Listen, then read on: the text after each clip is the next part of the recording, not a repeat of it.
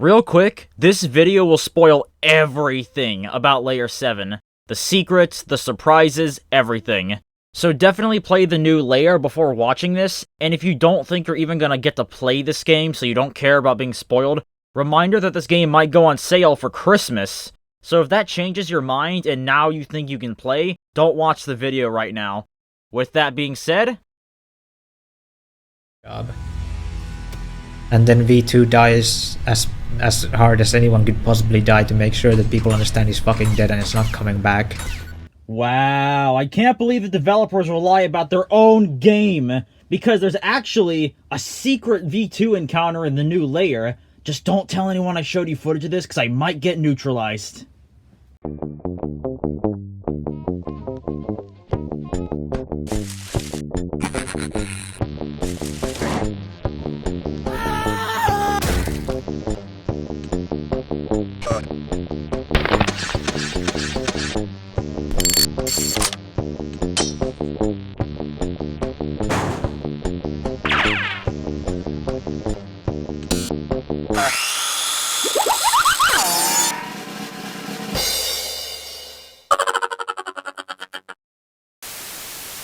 Okay, so Layer 7 of Ultrakill is incredible. Yeah, that's it. It's bomb ass. I'm saying this now because basically everything I'm gonna say is gonna be positive, and I don't want to say, wow, that's cool, for the whole video. So if I don't say anything about something, just assume I liked it. I played each level 3 times. First time is the regular play sesh, the second is for secret hunting, and the third is going for the piss rank. We start with 7-1, where we get this moody entrance, and the entire place is very white. We later find out the reason for that is because it wants us to use it as a canvas to paint red, as the book says. The beautiful guts and gorgeous bone yearn to be shown and seen. Splayed! The world is your canvas, so take up your brush. Oh, so they want me to kill them. We're basically a reverse janitor. If we find any spot that's clean, we make it dirty by murdering something on it. Thankfully, we have something new to murder, that being the mannequin. We're introduced to them as motionless statues, but if you've played any other game with statues, including this one, you know exactly what's gonna happen. These suckers are a pain in the ass to hit. They're constantly climbing up walls and jumping to the ceiling and firing homing projectiles at you. Thankfully, the coin can help with shooting them down, and this might be a really stupid thing to criticize, but I'm not so huge on how it puts even more incentive on the best weapon in the game that everyone already uses too much. Anyways, as the level suggests, the paths wind together and string back into each other. So you put a skull onto a podium, then you find another, and you have to go back and get it by clearing an arena that opens an alternative route back to it so you can take it back. Pretty cool level design. Get out of the road! Get out of the road! Holy shit. No! Damn it! Bastard took my kills! We follow whatever the hell that was and come across a big chasm. And this game then tapped into my weird fetish for moving train levels. If there's any game devs who want a cheap, good review by me, then put a train level in it. The roles have reversed and now this thing is chasing us. What the fuck? The attacks are reminiscent of a scaled-down Leviathan fight. Most are swiping attacks that we must jump over, but there are some that manipulate the arena, like sometimes it'll smash one of the train cars or cover one in acid, but it's pretty easy to kill. Alright, good level. Maybe a bit too long, but still pretty good.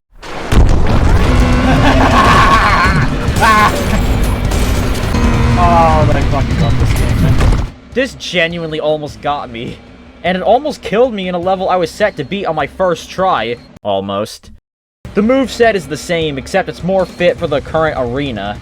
And this version of the Minotaur would make a good fit and to make into a regular enemy, which I say because sadly it never appears again.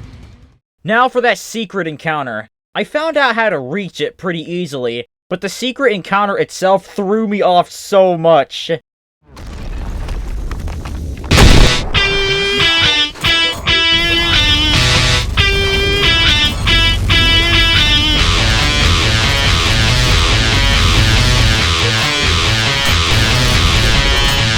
I want to kill my clipping software for not getting my initial reaction to this. What's funny is that the day before this came out, I played Dusk HD, which is also pretty dope, definitely recommend, where I killed Big John. And now I play this where he's back as Big Johninator. So it's like he's getting revenge on me for killing him in Dusk. Apparently this is from Rise of the Triad, which I haven't played, but I need more Big John in games. Like, you know how the Dope Fish appears in a bunch of boomer shooters and even some other games? I want Big John to be the next Dope Fish, is what I'm saying. All hail Big John! On to 7-2, because the P rank for 7-1 wasn't very interesting. We're introduced to platforming challenges for the first time in this layer, followed by the Gutter Man, who breaks in like the Kool-Aid Man with a minigun, which actually scared me on the first time. Aww. Are they fighting or hugging? I don't know what they're doing, I'm just gonna assume. Oh shit! We're then introduced to war breaking out, and we see the entire place destroyed, except for some sections which are still intact. And they still bomb the hell out of the place as we play through it. Whoa! They're attacking Big Ben! We finally got a revenge of the British. I also found something really cool about this level, which is how open it is. So the black ash you see around the playable area is walkable, and you can go to any part of the level you want, but it's recommended that you don't do this and go through the main path as the level intended, because then this'll happen. Ah, it's a landmine! Wait, I didn't get a checkpoint? That's what I get. Yeah. We're gonna need a bigger boom, it says. So let's go on another rail ride to some landmines. Sounds close enough. And I found out you can punch these, but fucking wasted it on a second you're supposed to use it against an enemy. After the Gutter Man, we meet the Gutter Tank, which uses rockets and mines instead of guns. Of course I took that as a sign to go on a rocket launcher duel. Time to give them the bomb they want. Special delivery for Big Pile of Rubble? Take cover. I hope I got the right address. And into a suspiciously maze-like complex I go. I wonder why it's like that. And that's 7-2. Definitely my favorite level of this whole layer. Now for the secret hunting. I noticed that there are these tablets that reminded me of the Limbo layer on getting the alternate pistol, because it's the key to getting another alternate weapon that isn't released yet. Besides that was the challenge to not kill any enemies. The most interesting part was this book that told you the exact order to go through that maze section. Aha! I knew there was something about it! P-ranking this was interesting. I found a good strategy to kill the Guttermen, which was to knock out their shields, blast them, switch to the feedbacker, and then parry their attack before blasting them again. Originally, I found them to be pretty intimidating, and I found the Gutter Tank to be a complete pushover. But while P-ranking, it was the opposite, and the tanks constantly kept me on my toes. On to the next level. I spoiled myself on 7-3, and it still caught me off guard. What the fuck? Are you kidding me? You couldn't have used this in the Layer 1 secret level? This level takes a more melancholic theme in the beginning with that music.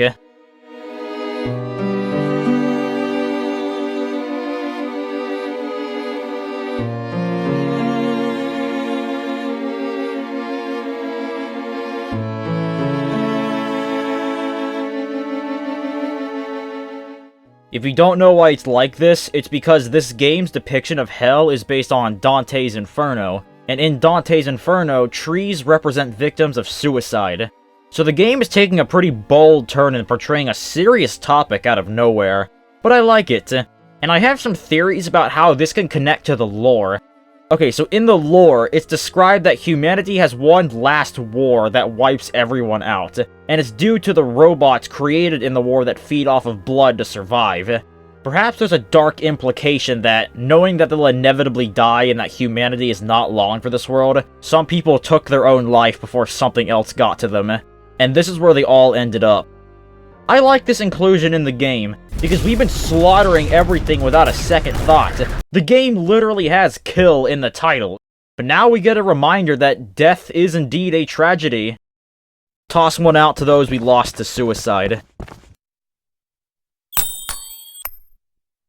7-3 is a pretty basic arena level, but there is one thing that's new in here, which is infighting. So occasionally you'll come across an arena of enemies who are focused on each other instead of you, including the final big arena. But for the challenge, Mark Yourself for Death, this is no longer the case, and the final arena of the level, while marked for death, is the biggest challenge I've ever faced on this layer so far. The other secret is the not yet implemented secret level that we got a hint after Big John. We need to lure a street cleaner all the way back here to burn this bush, which is creative but pretty tedious, not gonna lie. Here we go, final level. Oh my god, no way. 7-4 taps into my other weird fetish in level design, which is climbing a big-ass machine. I really like the use of the boss health bar at the beginning. It doesn't do anything for 90% of the level, but it hits that first impression that you see this giant robot and think, I gotta fight this thing? Anyways, I had my most embarrassing death here. Oh no, I meant you, not me! The level is really cool, and I especially like how you can tell it's a living machine, with how it spills blood out and has living guts when you go inside of it. But one big problem, which is probably my biggest criticism for this whole layer, the final boss here is pretty underwhelming. It's just this core you shoot a bunch of times while avoiding these lasers. I guess the idea was that it's not supposed to be a boss, just an obstacle in the level, because there's an escape sequence afterwards, which is cool as hell, but you see this health bar for the whole level and it anticipates you for this moment, and all it does is shoot plasma balls at you. My idea is to have more attacks you have to learn to avoid. The spinning lasers we already have being one of them, but it uses all these different ones that throws you off, and the challenge isn't killing it, but avoiding all of its attacks.